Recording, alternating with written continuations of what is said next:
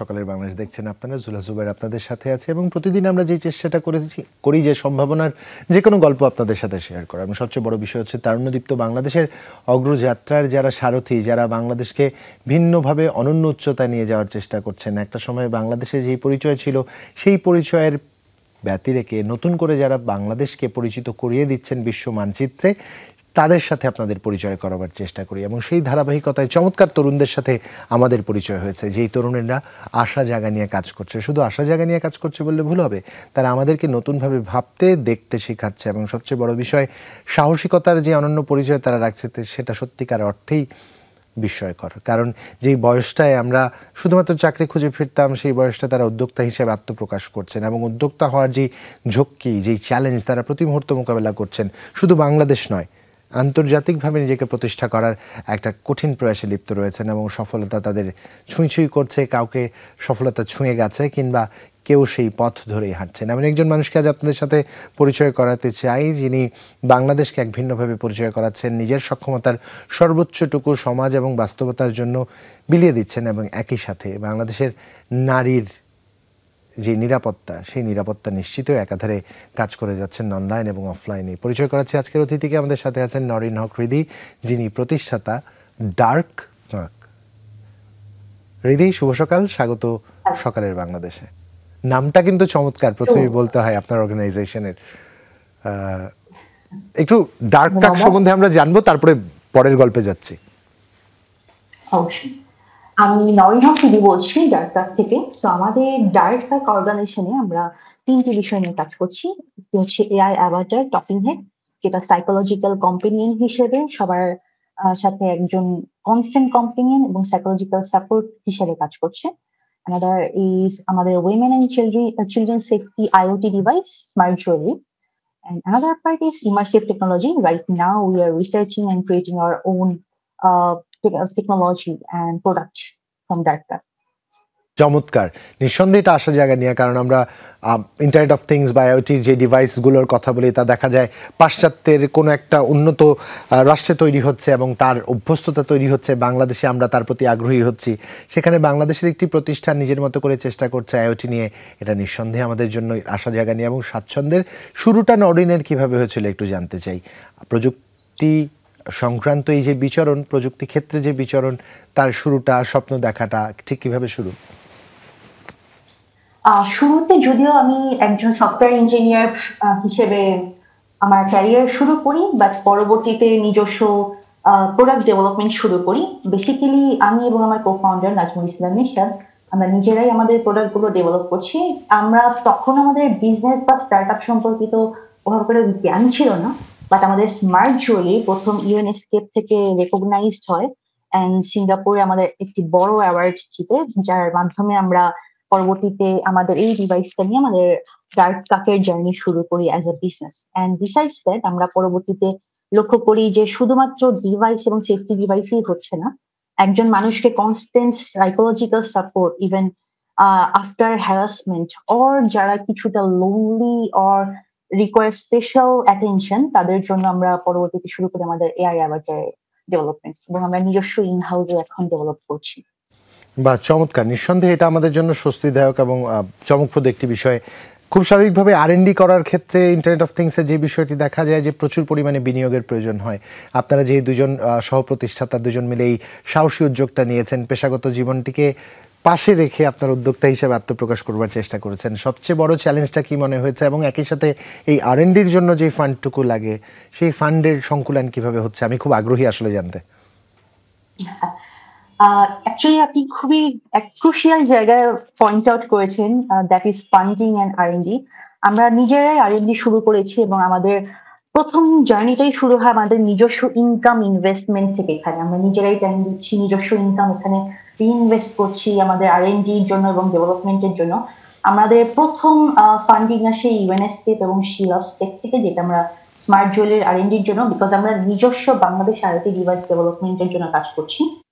And for AI Avatar, we are constantly developing the project ourselves. এখনো আমাদের সেখানে কোনো বিনিয়োগ নেই, আমরা অ্যাকচুয়ালি নিজেদের সময় এবং নিজস্ব শ্রম দিয়ে সেটাকে ডেভেলপ করছি।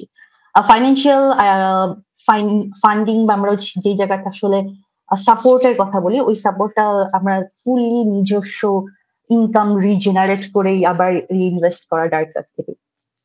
বাহ, চমৎকার।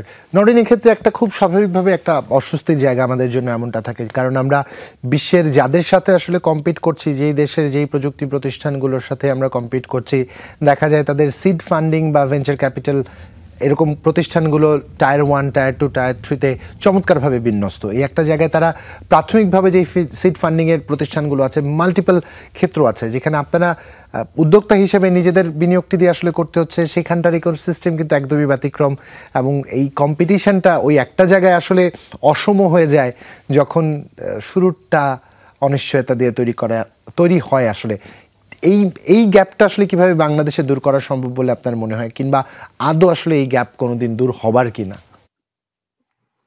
বাংলাদেশে বেশ কিছু অর্গানাইজেশন আছে যারা হচ্ছে ফান্ড করছে এই মুহূর্তে ইনোভেশন এবং স্টার্টআপ গুলোকে। ইনোভেশনের ক্ষেত্রে দেখা যাচ্ছে এখনো অ্যাওয়ারনেস এর ব্যাপারে একটু আমাদের সচেতনতার অভাব। তারা কোন অর্গানাইজেশন ফান্ড করছে, আদৌ ফান্ড পাওয়া যাচ্ছে কিনা। যেরকম আইডিয়া প্রজেক্ট আছে, স্টার্টআপ বাংলাদেশ আছে। তো এই জায়গাগুলোতে অন্যান্য দেশের তুলনায় আমরা কম্পিটিশনের দিক থেকে কিছুটা পিছিয়ে। অলসো বাইরে থেকেও আমরা যে অপরচুনিটি গুলো এক্সপ্লোর করতে পারি, সেই জায়গাটাও যদি সবাই সম্মিলিতভাবে এক জায়গায় চলে আসতো এবং সবাই হচ্ছে এই স্টার্টআপ গুলো সবাইকে এক জায়গায় একই প্ল্যাটফর্মের মধ্যে নিয়ে এসে বাইরের দেশগুলোতেও প্রচার করতো, তাহলে আরো বেশি অপরচুনিটি গ্রো করতো। যেমন এবারও আমরা আহ, বেশ অনেকগুলো স্টার্টআপ এক্সপার্ট নর্থ স্টারে গিয়েছি দুবাইতে এবং বাংলাদেশকে রিপ্রেজেন্ট করেছি। এরকম 10-12টা স্টার্টআপের জায়গায় বাংলাদেশ থেকে আশা করি নেক্সট এরকম যদি সম্মিলিতভাবে সবাই কাজ করতে পারে, আরো ফান্ড জোগাড় করে দিতে পারে বা ফান্ডের অপরচুনিটি গ্রো করতে পারে, তখন বিশ্বের এইসব বড় বড় এক্সপো গুলোতে আরো অনেক বেশি স্টার্টআপ অপরচুনিটি পাবে ইনভেস্টমেন্ট রেইজ করার ব্যাপারে এবং ফান্ডিং রেইজ করার ব্যাপারে। চমৎকার। নরিন, এখানে একটা বিষয় একটু বলতেই হয়, বাংলাদেশে এই মুহূর্তে ইনস্টিটিউশন অ্যাজ ইনকিউবেটর হিসেবে বেশ কিছু প্রতিষ্ঠানের সাথে আমরা পরিচিত হয়েছি সদ্য। বিশ্ববিদ্যালয় পর্যায় থেকে চেষ্টা করা হচ্ছে শিক্ষার্থীদের যে উদ্যোগগুলো আছে সেই উদ্যোগগুলোকে ইনকিউবেট করা এবং তাকে পরবর্তী পর্যায়ে নিয়ে পৌঁছানোর। এই সৎচেষ্টা নিঃসন্দেহে সাধুবাদ প্রাপ্তির যোগ্যতা রাখে। সেই জায়গা থেকে দাঁড়িয়ে যদি খুব স্বাভাবিকভাবেই প্রশ্নটা জাগে যে যে পরিমাণে স্টার্টআপ আসলে তৈরি হচ্ছে কিংবা যেই কেন্দ্রিক স্টার্টআপগুলোর আত্মপ্রকাশ আমরা দেখছি, সেই অনুযায়ী বাজারটা আসলে বাংলাদেশে তৈরি হয়েছে কিনা, কিংবা সেই মানসিকতা আমাদের তৈরি হয়েছে কিনা নিজস্ব প্রযুক্তি প্রতিষ্ঠানের পণ্য আমরা খরিদ্দার হিসেবে কিনবো এবং পৃষ্ঠপোষক হিসেবে নিজের দায়িত্বটুকু পালন করব। সেই জায়গায় আমি যদি বলি যে অবশ্যই টেকনোলজিক্যাল যেরকম স্মার্ট জুয়েলারি বা এআই অ্যাভাটার এই জায়গাগুলোতে যে ধরনের ফান্ডিং আমাদের এখানে যে অ্যাভেলেবিলিটি হয়তো 10 লাখ, 5 লাখ, 8 লাখের মতো ফান্ডিং থাকে, যেটা দিয়ে হয়তো বিন্দুমাত্র গ্রো করা পসিবল হয় না। ইন দ্যাট কেস দেখা যায় যে বেশিরভাগ বিজনেস বুটস্ট্র্যাপ করছে অন্য জায়গা থেকে ইনকামের মাধ্যমে। তো অবশ্যই কম্পারেটিভলি যতটুকু ফান্ডিং এখন দেওয়া হচ্ছে ইউনিভার্সিটি লেভেলও আমি যতটুকু বলবো যে সেটা দিয়ে এই টেকনোলজি একটা প্রোডাক্ট ডেভেলপ করা হয়তো পসিবল হয় না। অন্য দেশের স্টার্টআপ গুলো হয়তো যে পরিশ্রম দিয়ে তারা 1 বছরে একটা জিনিস বা একটা প্রোডাক্ট একটা টেকনোলজি ডেভেলপ করছে, বাংলাদেশে হয়তো সেটাই গ্রো করতে 3-4 বছর লেগে যাচ্ছে। এই ফান্ডিং এর স্বল্পতা, রিসার্চ ল্যাবরেটরি স্বল্পতা এবং কানেকশনের স্বল্পতার কারণে।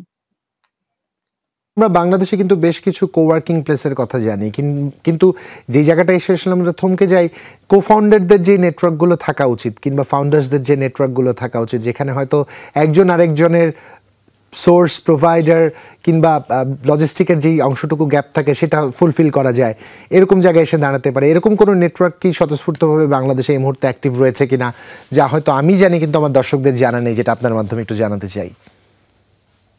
অবশ্যই। সো রিসেন্টলি আমরা আইডিয়া প্রজেক্ট সম্পর্কে জানতে পেরেছি আইসিটি ডিভিশনে, যেখানে কোওয়ার্কিং স্পেস আছে। আমরা দেখেছি যে সেখানে 40+ স্টার্টআপ আছেন এবং তাদের মধ্যে নেটওয়ার্কিং এর সুযোগ আছে।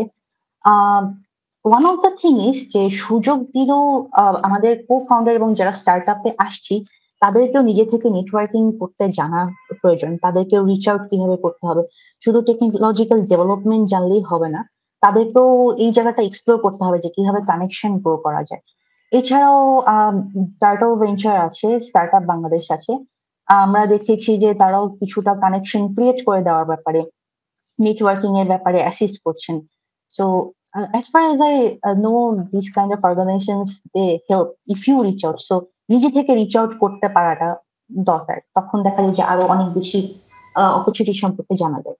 চমৎকার। As a co founder journey তো খুব স্বাভাবিকভাবেই খুব টাফ। নতুন একটা উদ্যোগ নিয়ে মানুষের কাছে যাওয়া এবং মানুষকে অভ্যস্ত করে তোলা, সেই আত্মবিশ্বাসটা অর্জন করে নেওয়া, এটা খুব কঠিন হয়ে দাঁড়ায়। কারণ খুব স্বাভাবিকভাবে দেখা যায় আমাদের বন্ধু মহলের প্রথম আস্থার জায়গা আমরা হতে পারি না। হয়তো দূরে যেয়ে প্রতিষ্ঠিত হওয়ার পরে বন্ধুরা খুব প্রেইজ করে যে না, এটা তো আমার বন্ধু করেছে, খুব চমৎকার। সেই একটা জায়গা থেকে এই চ্যালেঞ্জেসগুলো কি একটু শুনবো আপনার কাছে, এবং একই সাথে being a women and stepping in to this arena of ICT in Bangladesh, being a women চ্যালেঞ্জটা কতখানি দেখছেন, দিক কি আছে? সো এখন অনেকেই আছেন যারা বিশ্ববিদ্যালয় থেকে স্টার্টআপ নিয়ে কাজ করছেন। অনেস্টলি আমি অনেক দেরি করে শুরু করেছি। আমি আমার ক্যারিয়ারে 2 বছর পার হওয়ার পর স্টার্টআপ জার্নিতে প্রবেশ করেছি। তখনও দেখা গিয়েছে যে আমার যেই সার্কেল তারা মোস্টলি রিসার্চার।